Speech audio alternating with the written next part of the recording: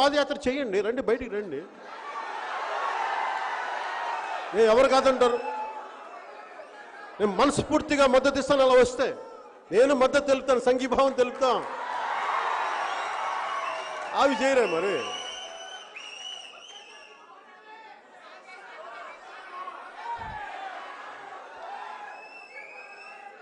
ఇందాక దామోదరం సంజీవ్ గారి పుస్తకం మన జనరల్ సెక్రటరీ విజయ్ కుమార్ గారు ఇచ్చారు. అదే పుస్తకం ఇంట్రెస్ట్గా తిరిగేశాను. మధ్య మధ్యలో చదువుతూ మీతో మాట్లాడుతూ, అందరూ మాట్లాడేది వింటూ మధ్యలో చదువుతూ ఉంటే ఆయన చాలా మంచి, ఏదో ఒక సభలో ఆయన ఉటంకించి చదివాను. అది ఇంగ్లీష్లో రాశారు. అది భర్తృహరి గారి పద్యం అంటది. అది ఎందుకు చెప్పారంటది, వర్షం ఆకాశం నుంచి రాలే వర్షపు చినుకు, ఆకాశం నుంచి రాలే వర్షపు చినుకు ఒక వేడి పెనం మీద పడితే మాడిపోద్ది, ఆవిరైపోద్ది. ఆకాశం నుంచి రాలే చినుకు ఒక తామరాకు మీద పడితే అది ఒక ముత్యంలాగా మెరుస్తుంది. ఆకాశం నుంచి రాలే చినుకు ఒక ఆల్చిప్పలో పడితే అది ముత్యం అవుతుంది.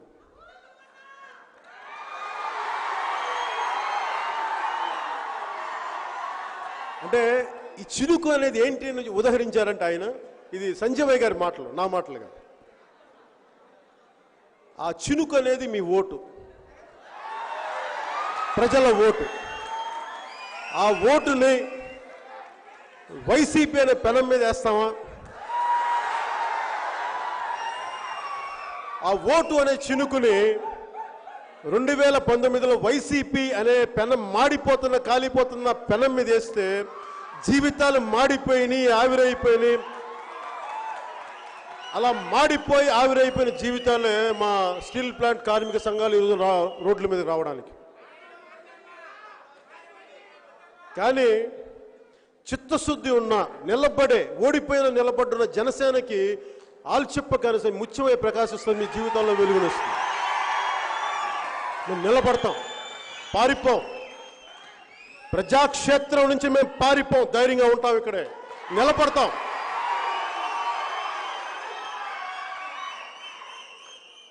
వారసత్వపు రాజకీయాలు నేను కోరుకుంటున్నది 4 కీలకమైనవి. ఇన్ని దశాబ్దాలుగా కేవలం కొంతమందికే రాజకీయ లబ్ధి కాకుండా అణగారిన వర్గాలకి, అధికారం రాని కులాలకి, మిగతా అందరికి కూడా సాధికారతతో కూడిన అధికారం, కేవలం అలంకారప్రాయ అధికారం కాదు, సాధికారతతో కూడిన అధికారం. అంటే మీ పదవి ఇచ్చినప్పుడు పదవి మీకు పనిచేసేలాంటి అధికారం ఇవ్వగలగాలి. అలాంటి వాటి కోసం పనిచేయటం, దానికి ప్రేరణగా మేము ఎందుకు తీసుకున్నాం, దామోదరం సంజీవ్ గారిని ఎందుకు తీసుకున్నామనంటే ఆయన నాకు చాలా ఇష్టడైన వ్యక్తి, మహానాయకుడు. ఒక కాంగ్రెస్లో పార్టీలో పనిచేసిన నాయకుల్ని మీరు ఎందుకు ప్రేరణగా తీసుకుంటారంటే, మంచి మనుషులు ఎక్కడైనా మేము ప్రేరణగా తీసుకుంటాం. అంబేద్కర్ గారు తెలుగువాడు అవ్వక్కర్లా, మహా గొప్ప మనిషి అయితే చాలు మనకి. గాంధీ గారు తెలుగువాడు అవసరం లేదు, మనం తీసుకుంటాం. అలాగా పార్టీలకు అతీతంగా ప్రజలకి పనిచేసే ఒక మహనీయులు, మహానాయకుల్ని ప్రేరణ తీసుకున్నాం. ₹1 ఎందుకు ప్రకటించాను ఆయన స్మారక చిహ్నానికంటే, రాయలసీమ నుంచి ఎక్కువ మంది ముఖ్యమంత్రులు వచ్చారు. రాయలసీమ నుంచి ఎక్కువ మంది ముఖ్యమంత్రులు వచ్చారు. 2 సంవత్సరాల కంటే తక్కువ కాలంలో పనిచేసిన ఒక ముఖ్యమంత్రి ఈ రోజున వృద్ధాప్యుల పింఛన్ పథకం కానీ, కార్మికులకి అండగా నిలబడే విధానాలు కానీ, తెలుగు భాష అధికార భాషగా ఉండాలనే ఆలోచన కానీ, ఇరిగేషన్ ప్రాజెక్ట్స్ కానీ, 1 కాదు 2 కాదు అనేకం చేసిన మహనీయుడైన దామోదరం సంజీవ్ గారు. కార్మికుల్ని ఎంత అండగా నిలబడ్డారంటే, ఆయన్ని బోనస్ సంజీవయ్య అనేవాడు, ఆయన వారిని సెంట్రల్ మినిస్టర్గా ఉన్నప్పుడు. అలాంటి మహా వ్యక్తులు ప్రేరణ తీసుకొని మేము ముందుకు అడిగా. అలాంటి వ్యక్తిని ఒక్కరు పట్టించుకోలేదు. ఇంతమంది ముఖ్యమంత్రులు వచ్చారు. ముఖ్యమంత్రులు అంటే కేవలం కొద్ది మందికి కాదు. ఎందుకు చెప్తున్నానంటే, 3 రాజధానులు అనే అంశం మీద దృష్టిలో పెట్టుకుని చెప్తున్నా. రాయలసీమ నుంచి ఒక మహనీయుడు, ఒక మహాత్ముడు వస్తే అతనికే మీకు గుర్తింపు లేదు. మీరు కర్నూలులో రాజధాని చేస్తామంటే మేము నమ్ముతామా? మేము ఉత్తరాంధ్ర అభివృద్ధికి మీరు అందుకని వైజాగ్ రాజధాని అంటే మేము నమ్ముతామా? మేము ఒక చిన్న స్మారక భవనం కట్టించలేరు మీరు దామోదరం సంజీవ్ గారికి కర్నూలు జిల్లాలో. మీరా మాట్లాడతారు రాయలసీమ గురించి, మీరా మాట్లాడతారు ఉత్తరాంధ్ర గురించి, మీరా మాట్లాడతారు కోస్తాంధ్ర అభివృద్ధి గురించి. మీరు దీన్ని ఆమె నమ్ముతాం? ఒకటే మాట మాట్లాడాలి. అమరావతి రాజధాని అని చెప్పినప్పుడు నీకు ఉత్తరాంధ్రలో మద్దతు పోద్ది, రాయలసీమలో మద్దతు పోద్ది అంటే నేను అడిగా, ఎందుకు మద్దతు పోద్ది? ప్రజల అండదండలకి మేము పొందుతాం. మీలాగా మాటలు చెప్పి కనికట్టు చేసి మోసం చేసే వాళ్ళం కాదు. ఒక మాట చెప్పామా నిలబడి తీరుతాం, వెనక్కి తగ్గం. మేము ముఖ్యమంత్రులు అయ్యిండు కూడా మీకు ₹1 రిలీజ్ చేయలేకపోయారా? ఒక సగటు ఒక పార్టీ నాయకుడు ₹1 నేను చేయగలిగాను ఆయన స్మారక భవనానికి. మీరు ఎందుకు ఆలోచన రాలా? డబ్బులు లేక కాదు, డబ్బులు ఉన్నాయి, మనసు లేదు. వీరు ఈ అణగారిన వర్గాలు ఎదగకూడదన్న ఆలోచనే మీకు స్మారక భవనాన్ని కట్టించాలి. అది నాకు బాధ. మేము నిలబడతాం.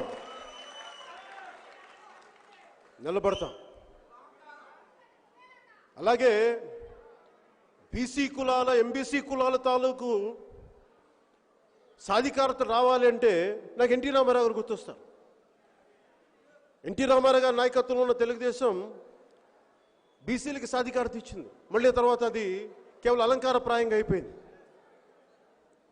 నేను ఒకటే కోరుకుంటా ఉన్నాను, ఎన్టీ రామారావు గారు మనకి మహిళలకి ఎంపవర్మెంట్ ఇచ్చారు, సాధికారత ఇచ్చారు.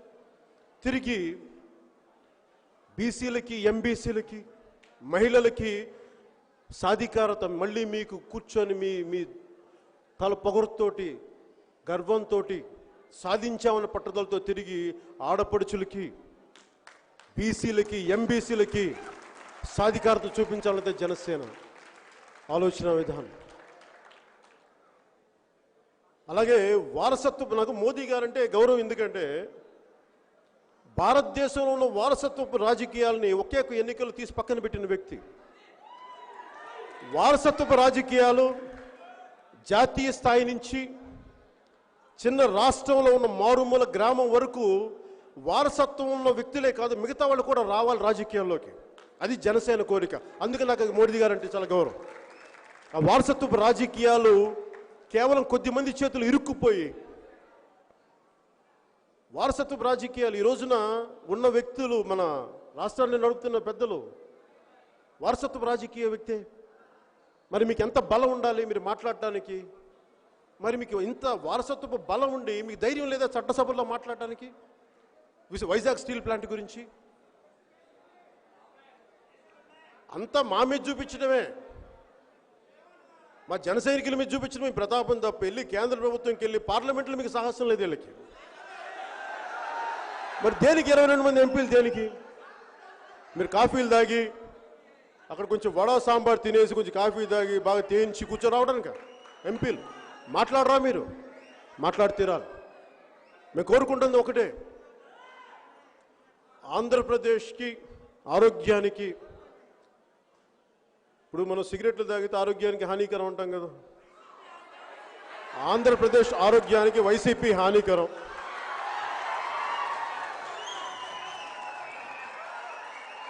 అది మీరు అర్థం చేసుకొని 24లో ఏలే రావాలని కోరుకుంటే ప్రజల ఇష్టం. మనం నిలబడతాం ప్రజల కోసం. ప్రజలు నిలబడకపోతే జనసేన పక్షాన ఆ తర్వాత జరిగే పరిణామాలకు వచ్చి అన్నా మా కష్టాలు అయిందంటే మేము ఏం చేస్తాం మరి? అలాగే వైసీపీ 151 మంది ఉన్నాము, 22 మంది ఉన్నామని చెప్పి మీ దౌర్జన్యాలు చేస్తే మేము సుభాష్ చంద్రబోస్ వారసులం, చంద్రశేఖర్ ఆజాద్ వారసులం. మీరు చేసే దౌర్జన్యాలకి, మీరు చేసే పాలసీలకు కానీ, మీరు చేసే పాలసీలకి బుద్ధి బలంతో సమాధానం చెప్తాం. మీరు చేసే దౌర్జన్యాలకి మేము కండబలంతో ఎదుర్కొంటాం. అంతేగాని మీకు భయపడే ప్రశ్నే లేదు. దీన్ని ఆలోచించుకొని ఈ రోజున మేము ఒకటే మనందరం ఎందుకు ఈ సంఘీభావం దీక్ష అంటే ఈ రోజున పెద్దలందరినీ కోరుకున్నాను, నాయకులందరినీ కలిసి మనందరం విశాఖ స్టీల్ ప్లాంట్ ప్రైవేటీకరణ జరగకుండా ఉండడానికి మనందరం మద్దతుగా వారి కార్మిక సంఘాలకు నిలబడదాం. 10,000 ఎకరాలు ఇంకా ఉపయోగంలోనికి రాని నిర్వాసితుల భూముల్ని ఎలాగ వాళ్ళకి జరిగిన నష్టాన్ని ఎలా భర్తీ చేస్తాం, భర్తీ చేయలేని పక్షంలో వాళ్ళు భూములు ఇప్పించే పరిస్థితి ఉందా, ఏదైనా సరే ఒక న్యాయం జరిగే వరకు జనసేన అండగా ఉండే దీని మీద ఆలోచన విధానం, బలమైన ఆలోచన విధానం చేద్దాం. అలాగే రైతు సమస్యలు ఉన్నాయి. రైతు సమస్యలు ప్రకాశం జిల్లా నుంచి నాకు ఇప్పుడు రైతులు రాసిన ఒక లెటర్లో ఇదేదో మనకి కొన్ని లక్షల ఎకరాల్లో మన అనంతపురం, కర్నూలు అన్నీ మనకి ఇక్కడ కూడా గుంటూరు జిల్లాలో కలిపి మిర్చి పంట వేస్తే ఏదో తామర పురుగు అండి అది వస్తుంది, నల్లినా అదే ఇండోనేషియా అమెరికా నుంచి వచ్చిందంట అది. దానివల్ల మొత్తం ఒకటి వర్షాల వల్లేమో పంట పెరగలేదు, పంట పక్వానికి రాలా, అంతకుముందేమో ఈ నల్లి తొలి దశలో. దీనికి మాట్లాడే వ్యక్తులు ఎవరు లేరు. లక్షల ఎకరాలు 70% పోయింది.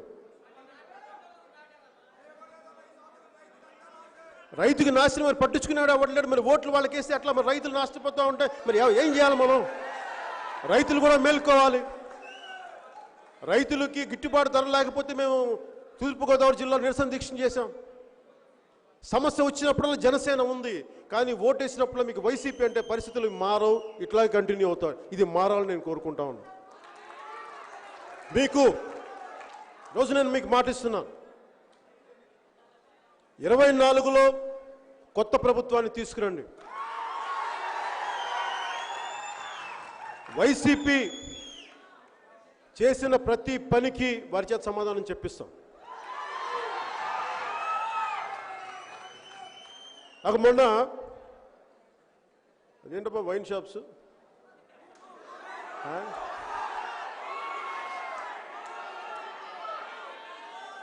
నేను వైసీపీ మాటలకు అర్థాలు వేర్లే అన్నా. ఎందుకన్నానంటే వాళ్ళు వచ్చి ఒక నిమిషం, సంపూర్ణ మద్యపాన నిషేధం అంటే ఏమనుకుంటాం? మనకి చిన్నప్పుడు చదువుకున్న తెలుగు భాషలు ఏంటి? నిషేధం అంటే నిషేధం ఉండదని కదా. వాళ్ళు ప్రత్యేకించి కొత్త బ్రాండ్లు తయారు చేసి అమ్మేశారు. సరే ఉదాహరణకి మొన్న నా సినిమా లేదా ఆపేశారు. వీళ్ళు అనుకుంటారు నా సినిమాలు ఆపేస్తే నా ఆర్థిక మూలాలను కొడితే నేను భయపడిపోతానని. నేను అంత పంతానికి వస్తే నేను ఆంధ్రప్రదేశ్లో ఉచితంగా సినిమా వేసి చూపిస్తాను.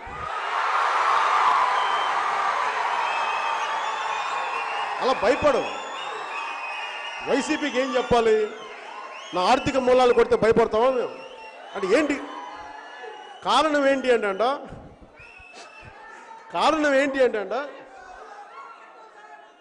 కాదు అంటే నేను సినిమా గురించి చెప్పట్లా, పాయింట్గా చెప్తున్నా, అంటే ఒక క్రమంగా చెప్తాను. అంటే ట్రాన్స్పరెన్సీ లేదంట సినిమా టికెట్లకి ట్రాన్స్పరెన్సీ లేదు. సంతోషం, ట్రాన్స్పరెన్సీ ఉండాలని కోరుకునే వాళ్ళు నేను. మీకుందా ట్రాన్స్పరెన్సీ? మరి ట్రాన్స్పరెన్సీ ఉంటే మరి మీరు ఎందుకు కోర్టుల చుట్టూ తిరుగుతున్నారు? దానికి సమాధానం ఆ మాట అన్నాం అనుకోండి, మనల్ని బూతులు తిట్టేస్తారు, మనం భయపడిపోవాలి, ఇట్లా గజగజలు ఆడిపోవాలి. సరే సినిమా టికెట్ల వరకు ట్రాన్స్పరెన్సీ నేను ఒప్పుకుంటా. సరే థియేటర్లో డబ్బులు ట్యాక్సులు కట్టట్లేదు, సంతోషం. విను అలా ఒక నిమిషం, సైలెన్స్. సినిమా టికెట్ల వరకు ట్రాన్స్పరెన్సీ లేదు, కరెక్టే. మరి మీరు అమ్మే మందుకు ట్రాన్స్పరెన్సీ ఉందా బాబు? మీరు మందు అమ్ముకు ట్రాన్స్పరెన్సీ ఉందా? అంత క్యాషే కదా. లారీల్లో క్యాష్లు ఇచ్చి మరి ఎంతవరకు నిజమో తెలియదు, కానీ వాళ్ళు చెప్పడం వరకు నిజమేనా? అంటే ఏదో ప్రభుత్వ ఎస్కార్ట్తో ముందుకు తీసుకెళ్తారంట, నాకు తెలియదు. అది డబ్బులంతా ఒక లారీలోనో బండ్లు తీసుకోబోతారంట. 40,000 కోట్ల సంపాదన అంట ఒక సంవత్సరం. అంటే చూడండి ఎంత డబ్బు. మన ఆరోగ్యాలు పాడు చేయించి మద్యపాన నిషేధం అని చెప్పి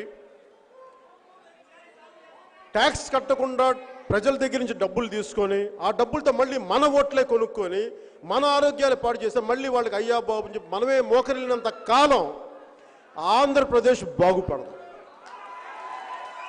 ఇది రావాలి అంటే ప్రతి ఒక్కరు చెప్పాలి. వైసీపీ చేస్తున్న దుర్మార్గాలు, దౌర్జన్యాలు మనల్ని ఎలా మోసం చేస్తుంది, ఎలా వంచిస్తున్నారు.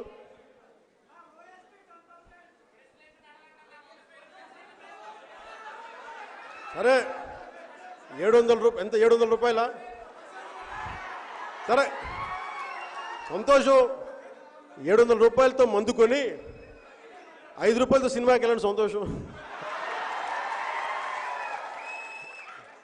అదంటే వాళ్ళంట డిస్కరేజ్ చేయడం అండి, ఎక్కువ డబ్బులు పెడితే డిస్కరేజ్ చేయడం అంట, అది వాళ్ళు చెప్పే కథ. ఇలా ప్రతి చోట ఆంధ్రప్రదేశ్లో మీరు చెప్పండి, వైసీపీ ప్రభుత్వం వచ్చినప్పటి నుంచి ఇప్పుడు దాకా కనీసం మేము ఒక ప్రాజెక్ట్ స్టార్ట్ చేసాం, ఒక శిలాఫలకం కూడా ఓపెన్ చేయలేదే వాళ్ళు, ఒక్క శిలాఫలకం. అట్లీస్ట్ ఇదివరకు ప్రభుత్వాలకి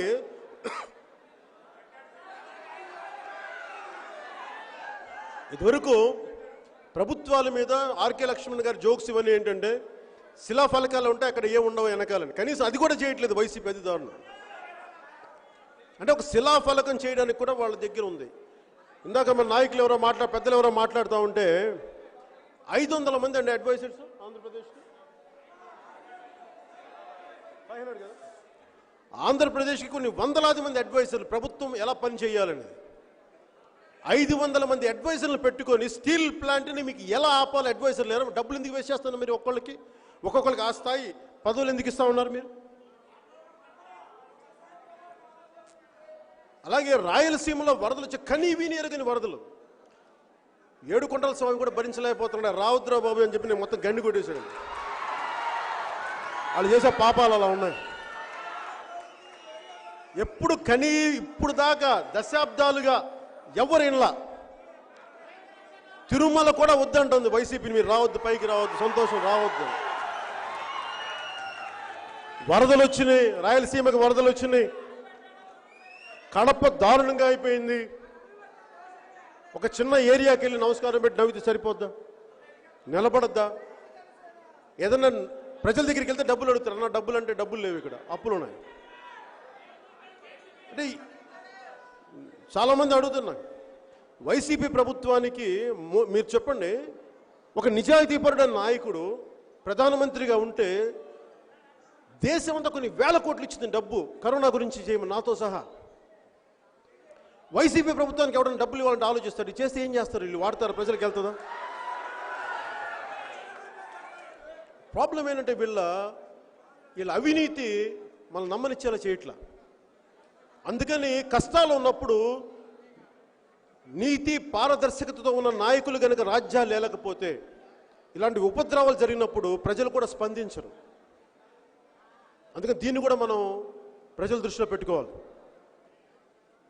సొంత జిల్లాలోనే వారి నాయకత్వం సరిగ్గా చేసుకోలేనప్పుడు మిగతా జిల్లాలో ఏం పట్టించుకుంటారు?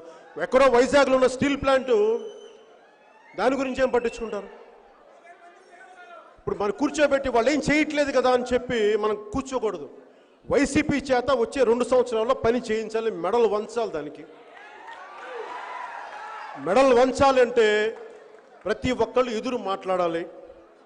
వైసీపీ కార్యకర్త ఎక్కువ మాట్లాడితే వాళ్ళు ఎదిరించండి, వైసీపీ నాయకులు ఎక్కువ మాట్లాడితే ఎదిరించండి. ఎదిరించడం అంటే దాడులు చేయమని నేను అడగట్లా, మేము కరెక్ట్గానే మాట్లాడుతున్నాం, మీది తప్పని చెప్పండి, ధైర్యంగా చెప్పండి.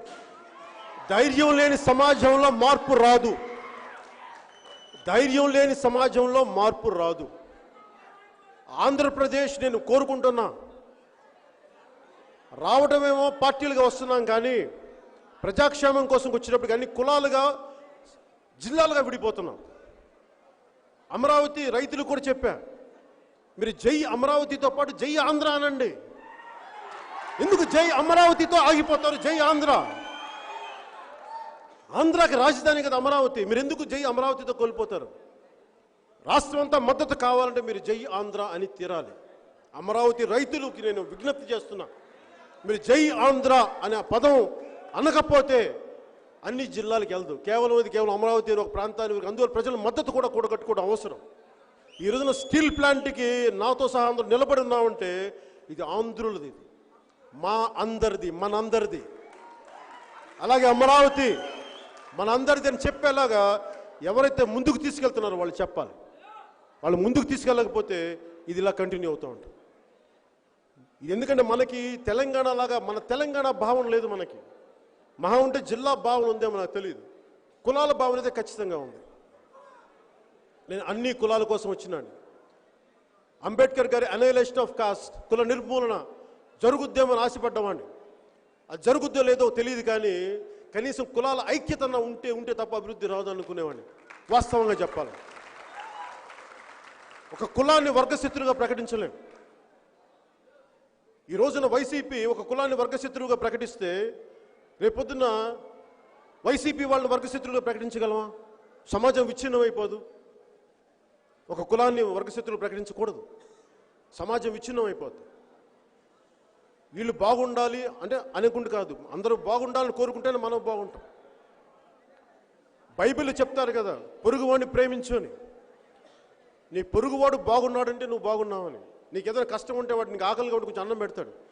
నీ పొరుగువాడే బాగలేకపోతే ఇన్ని బైబిల్ చదివి మనం సూత్రాలను పాటించకపోతే ఎట్లా? పొరుగువాడిని చంపేమని ఎక్కడ బైబిల్ చెప్పలా, పొరుగువాడిని ప్రేమించమని చెప్పింది. అంటే మనకి దైవ సూత్రాలని ఆచరణలో తీసుకురాకపోతే కేవలం లిప్ సర్వీసే చేస్తే సరిపోదు, ఆచరణలోకి పట్టుకురావాలి. జనసేన చేస్తుంది. మేము ఎక్కువ మతాల గురించి మాట్లాడం. నా మతాన్ని నేను గౌరవిస్తాను, నా మతాన్ని నేను ఆరాధిస్తాను, నా ఎదుటి మతాన్ని నేను చాలా గౌరవిస్తాను. ఇస్లాం కానివ్వండి, క్రిస్టియానిటీ కానివ్వండి, ఏ మతాన్ని నేను గౌరవిస్తాను. అందరూ బాగుండాలని కోరుకునేవాళ్ళు. జనసేన మత రాజకీయాలు చేయదు, మతంలో జరుగుతున్న లోటుపాట్లను చెప్తుంది. అలాగే మనకి రామతీర్థంలో మనకి రాముల వారి విగ్రహం తలకాయ తెగిపోతే దాన్ని కూర్చొని నేను గొడవ చేయొచ్చు కదా, వైజాగ్ లాగా నేను వచ్చి స్టీల్ ప్లాంట్ గొడవ చెయ్యం. అట్లా సున్నితమైన అంశాలు. అందుకని దాన్ని ఎంత మాట్లాడాలో అంతే మాట్లాడతాం. సో వీటన్నిటి దృష్టిలో పెట్టుకొని ఇన్ని సమస్యలు ఉన్నాయి. ఈరోజు నేను రిక్వెస్ట్ మా నాయకులందరికీ కూడా, పెద్దలు పిఎస్సి చైర్మన్ గారికి, జనరల్ సెక్రటరీస్కి, జిల్లా స్థాయి నాయకులందరికీ నా విజ్ఞప్తి, 3 అంశాలుగా ముందుకు తీసుకెళ్దాం. స్టీల్ ప్లాంట్ పరిరక్షణకి మనందరం కట్టుబడి ఉందాం, ఎక్కడికి పారిపోం, నిలబడి ఉంటాం. కాకపోతే మేము నిలబడతాం, కానీ దీనికి ఆయువు పట్టు కార్మికులు, కార్మిక సంఘాలు, నిర్వాసిత రైతులు, వారి కుటుంబాలు. మీరు నిలబడకపోతే మీకు లేని కోపాన్ని నేను తెప్పించలేను. మోదీ గారు రైతుల ఫార్మింగ్ పాలసీ పెడితే హర్యానా, ఉత్తరప్రదేశ్, పంజాబ్ నుంచి రైతులు వచ్చి నిరసనలు ప్రకటించగలిగారు, అంత కోపం చూపించారు. అది ఒక మంచి పాలసీ. ఎందుకంటే మధ్యలో దళారీ వ్యవస్థ లేకుండా ఇక్కడున్న రైతు ఎక్కడైనా అమ్ముకునే ఒక అవకాశం అది. ఓకే, దాంట్లో లోటుపాట్లు ఉన్నాయో మనకు తెలియదు, డిఫరెంట్ వ్యూ పాయింట్స్, కానీ పెట్టిన ఉద్దేశం చాలా సదుద్దేశం. దాదాపు ఒక 300 రోజులు, అది కూడా కొన్ని వందల రోజులు అయిపోయిన తర్వాత ఆయన వెనక్కి తీసుకున్నారన్నమాట. ఓకే, మీ ఇంతమందికి మీకు నచ్చట్లేదు, మోదీ గారు తీసుకున్నారు, క్షమాపణ చెప్పారు. అది గొప్ప నాయకత్వం, అది రాజనీతిజ్ఞత. వీళ్ళు వైసీపీ వాళ్ళు ఒక తప్పు చేసి అసలు సరిదిద్దుకోరే, క్షమాపణ చెప్పడం మర్చిపోండి, ప్రయత్నం కూడా చేయరే. మరి ఆయన చూసి నేర్చుకోండి. చేత కాకపోవడం కాదు, అది బరి తెగించిన తనం అంటాం, దాని చేతగాని తనం. ఎందుకు బరి తెగించిన తనం అంటే ప్రజలు ఇచ్చిన భావన. వీడికి ఒక ఓటర్కి 2000 పడేస్తే వీడి జీవితాన్ని కొనుక్కుంటాం. ఆ బరి తెగించిన తనం వల్ల వచ్చిన ధైర్యం తప్ప అది మనం ఇచ్చిన ధైర్యం, మనం అమ్ముడుపోవడంలో వచ్చిన ధైర్యం ఇది. మనందరూ జనసేన ఎందుకు కొనలేరు? జనసేన అమ్ముడు పడదు కనుక, జనసేన నిలబడద్దు కనుక. ఎందుకంటే మనం ఇన్ని లక్షల మంది జనాభా పెరుగుతూ ఉంది, కొత్త నాయకత్వం రావాలి. నాయకులు అంటే ప్రతి ఒక్కరు పెద్ద పెద్ద కుటుంబాల నుంచి రావాలా? సామాన్యుడే రాజకీయ నాయకుడు, సామాన్యుడే గొప్ప నాయకుడు. దానికి ఉదాహరణే సంజీవయ్య గారు. సంజీవయ్య గారు చిన్నప్పుడు గొడ్లని తీసుకెళ్ళేవాడు మేపడానికి. అలాంటి వ్యక్తి లాయర్ అయ్యారు, కాన్స్టిట్యూంట్ అసెంబ్లీలో ఆయన మెంబర్ అయ్యారు, తర్వాత ఎమ్మెల్యే అయ్యారు, ముఖ్యమంత్రి అయ్యారు. అంటే ఒక సామాన్యుడు అవ్వగలిగాడు కదా. అలాంటి సామాన్యులు ప్రతి జిల్లాలోనూ, ప్రతి నియోజకవర్గంలో, ప్రతి గ్రామంలో రావాలన్నది జనసేన యొక్క ఆకాంక్ష. అది నేను మాట్లాడి చూపించట్లా, చేతలు చూపించాం. ఒక సగటు, ఒక సామాన్యమైన, ఒక బేల్దారి మేస్త్రి ఈ రోజున ఒక పంచాయతీ ప్రెసిడెంట్, ఒక ఎంపీటీసీ అయ్యాడు. ఇంక ఇది ఎవరన్నా చేయగలరో ధైర్యం ఉంటుంది. ఎందుకంటే ఎంపవర్ చేయడానికి వాళ్ళకి ఇష్టం లేదు. అధికారం కొద్దిమంది చేతుల్లోనే ఉండాలి. నేను అధికారం అందరి చేతుల్లో ఉండాలని కోరుకునేవాడిని. అది జనసేన తాలూకు ఆలోచన విధానం. అందుకని దీన్ని దృష్టిలో పెట్టుకొని పార్టీ నాయకులందరికీ నా సూచన, నా విన్నపం, కార్మికులకి అండగా నిలబడాలి అంటే ఏం చేద్దాం? ప్రైవేటీకరణ ఎలా ఆపాలి? రాష్ట్ర ప్రభుత్వం బాధ్యత తీసుకున్నప్పుడు రాష్ట్ర ప్రభుత్వాన్ని నిలబెట్టాలి అంటే ఈ రోజున మేము వచ్చి నిలబడే, నేను ఒకటే చెప్తా ఉన్నాను, స్పెషల్ స్టేటస్ లాగా మేము ఒక్కళ్ళమే తిరిగి మేము చేతులు కాల్చుకోం. అందరినీ దీంట్లో బాధ్యులైతేనే మేము ముందుకు నడుస్తాం. ఎందుకంటే ఇది నా ఒక్కటి సమస్య కాదు. ఇవన్నీ చేస్తే మాకు అధికారం వచ్చేస్తేనే కూడా కాదు. అందరూ కలిపి వైసీపీని ఎలా ఎండగట్టాలి, వైసీపీ నిలబడినందుకు వాళ్ళని ఎలా బాధ్యులను చేయాలి, కేంద్ర ప్రభుత్వంతో ఎలా సంప్రదింపులు జరిపి ప్రైవేటీకరణని మనం ఆపేలా ప్రయత్నాలు చేయాలి. ఇదైతే నా గుండె లోతుల్లోంచి నాకున్నది. అమరావతి రాజధాని ఇక్కడే ఉండాలని కోరుకున్నాం చెప్పిన వాళ్ళల్లో నష్టపోతాను. ఒక ప్రాంతం ఉత్తరాంధ్ర వాళ్ళు ద్వేషిస్తారు, నన్ను రాయలసీమ వాళ్ళు ద్వేషిస్తారంటే నన్ను ఎందుకు ద్వేషిస్తారు? నేను సత్యం మాట్లాడుతున్నప్పుడు ఎవరు ద్వేషించరు, నేను అది నమ్ముతాను. అందుకే నన్ను ఎవరు ద్వేషించరు నమ్మకంతో నేను ఆ రోజున అమరావతి రాజధాని. ఎందుకంటే ప్రతిపక్షంలో ఉండి అమరావతి ఇక్కడే రాజధాని ఉండాలని చెప్పి మళ్ళీ రాగానే 3 రాజధానులు మేము ఆ రోజే చెప్పామని ఎక్కడ చెప్పారో రికార్డులో లేవు. ఇంటర్వ్యూలు ఉండేవాళ్ళు అనుకుని వాళ్ళకి ఏముంటుందని బలం ఉంది కదా, ఏది చెప్పినా చెల్లిపోతున్నది. అలా కాకుండా మేము ఒక మాట చెప్తా ఉన్నాం, స్టీల్ ప్లాంట్ ప్రైవేటీకరణ ఆగాలి. డ్రెడ్జింగ్ కార్పొరేషన్ ఆఫ్ ఇండియాని ఎలా అయితే కాపాడుకున్నామో స్టీల్ ప్లాంట్ విశాఖ ఉక్కు పరిశ్రమను కూడా అలా కాపాడుకోవాలి. దానికి మేమందరం సంసిద్ధంగా ఉన్నాం. కార్మికులకి, కార్మిక సంఘాలకి మీరు వైజాగ్లో ముందుగా వైజాగ్తో మొదలుపెట్టండి, ఉత్తరాంధ్రతో మొదలు పెట్టండి.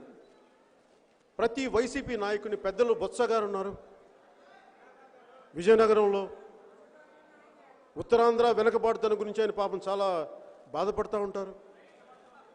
అలాగే శ్రీకాకుళం జిల్లా పెద్ద నాయకులు ఉన్నారు. వారిని కూడా మీకు సంఘీభావం తెలపని చెప్పండి. ఎందుకంటే వైసీపీని ఇంకా బలంగా రోడ్ల మీద నిలదీయబోయే ముందు ఒక ప్రయత్నం మీరు చేయాలి. కార్మిక సంఘాలకు కానీ, నిర్వాసిత భూములు కోల్పోయిన రైతులు కానీ మీరు ఒక ప్రయత్నం చేయండి. ప్రతి వైసీపీ ఎమ్మెల్యేని, ఎంపీని మీరు రిక్వెస్ట్ చేయమని చెప్పండి. మీ ప్రయత్నాలన్నీ అయిపోయిన తర్వాత అప్పుడు భారతీయ జనతా పార్టీ, రాష్ట్ర భారతీయ జనతా పార్టీ, మిగతా పార్టీలు ఎవరు కలిసి వస్తే వాళ్ళు అందరితో కూర్చొని ఒక ఉమ్మడి ప్రణాళిక అనుకొని మీకు ప్రైవేటీకరణని ఎట్లా ఆపాలో మా ప్రయత్నం మేము చేస్తాం. దానికి వాళ్ళు ఒప్పుకుంటారా లేదా నాకు తెలియదు. ప్రయత్నం మేము ఖచ్చితంగా బలంగా చేస్తాం. నేను అమరావతి రాజధానిగా ఉండాలని కోరుకున్నప్పుడు ఆ రోజు నా ప్రయత్నం సఫలం అవుతుందో లేదో తెలియదు, అందుకే అనౌన్స్ చేసేసారు. కానీ నేను చాలా బలంగా చెప్పాను. అది ఒక 2 సంవత్సరాలు పట్టింది అఫీషియల్గా రావడానికి. అలాగే నా నమ్మకం కూడా వైసీపీ నిలబడకపోతే వారిని బాధ్యుల్ని చేస్తూ వైజాగ్ స్టీల్ ప్లాంట్ని మేము పరిరక్షించుకుంటాం. ఆ మాట మీకు ఇస్తాం. మా ప్రయత్నం మేము చేస్తాం. ఎందుకంటే ఫైనల్గా అది సెంట్రల్ గవర్నమెంట్. ఎక్కువ మాట్లాడితే నన్ను కూడా పక్కన పెట్టేయచ్చు. ఎందుకంటే నాకు నిజంగా చట్టసభల్లో ఉందా? ఈ రోజున 22 మంది ఎంపీలు కనుక జనసేనకు కానీ ఉండుంటే స్టీల్ ప్లాంట్ ఈ స్థాయిలో కూడా వచ్చిండేది. కానీ దురదృష్టం మనం లేవు, ఒక ఎంపీ కూడా లేవు. ఒక్క ఎంపీ కనుక ఉండుంటే కనీసం ప్రైవేట్ బిల్ పెట్టేవాడిని, అది కూడా లేదు, దురదృష్టం. అలాగే అది ఎంతకాలం పడుతుంది మీరు నిర్ణయించుకోండి. ఒక నెల, మొన్న వారం అంటే కార్మిక సంఘాల నాయకులు అందరూ సంప్రదింపులు జరిపి ఒక 2 వారాల తర్వాత లెటర్ రాసినట్టున్నారు. అలాగే వైసీపీ మీద మరింత ఒత్తిడి పెట్టడానికి మీకు ఎంత సమయం పడుతుందో చెప్పండి. కార్మికులకి, కార్మిక సంఘాలకి, కార్మికుల కుటుంబాలకి. ఎందుకంటే జనసేన పార్టీ ఇదే ఆఫీస్కి ఓడిపోయిన 3 నెలల తర్వాత ఒక 14 ఏళ్ల బిడ్డ తల్లి సుగాలి ప్రీతి వాళ్ళ తల్లి వచ్చి ఇక్కడ కూర్చున్న మెట్ల మీద కూర్చొని ఏడ్చింది, అన్న నా బిడ్డ చనిపోయింది, 2 సంవత్సరాలు తిరుగుతా అన్న, 2018 తిరుగుతాను, నాకు ఎవరు న్యాయం చేయలేదంటే నాకేం చేయాలో తెలియలే. ఓడిపోయి అంత బలం ఉండదు కదా, మనోబలం నాకుంటుంది, మా జనంకు ఉంటుంది కదా, ఏంటన్నా ఓట్లు.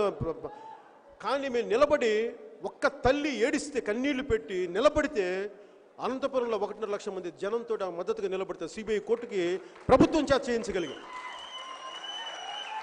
అలాగా ఇన్ని వేల మంది కార్మికులు ఉన్నారు, కార్మిక సంఘాలు ఉన్నారు, దాదాపు 20 పైచిలకు సంఘాలు ఉన్నాయి, భూములు కోల్పోయిన రైతుల సంఘాలు ఉన్నాయి, కార్మికుల కుటుంబాలు, మీరందరూ కలిసి వచ్చి ఒక తల్లి నిలబడితేనే మేము నిలబడ్డాం.